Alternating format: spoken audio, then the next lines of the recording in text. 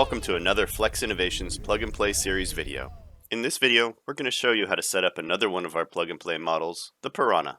This video will teach you a basic setup, how to connect your receiver to Aura, and how to set up a correct model in your transmitter, with the correct travels, correct switch assignments, and then finally, we'll teach you how to do a quick trim with Aura 5.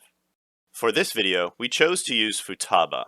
We are going to use a 14SG transmitter paired with an R2001SB receiver. We set up the receiver for S-Bus and then installed it in the Pirana.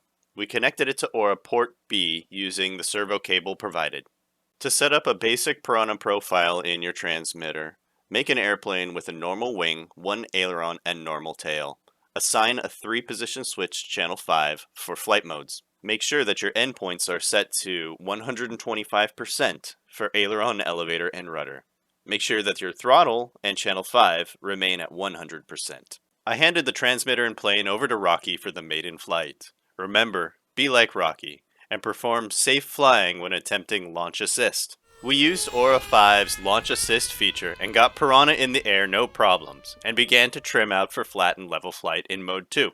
Out of the box, your plug-and-play model might need some trimming on its maiden flight, and that's perfectly fine. Once you are done with your maiden flight, go ahead and make a safe landing. But keep Aura in the same flight mode that you were trimming in. To incorporate all of the trimming that we have just done on our maiden flight, we must perform the Aura Quick Trim feature. To perform the Quick Trim feature, first make sure that the airplane and transmitter are powered up. Then, hold down Aura's Trim button for a few seconds until the LED starts flashing blue slowly. Press the button and hold it for a second time until the LED starts flashing blue fast. You can now center all the trims on your transmitter and they will be saved to Aura.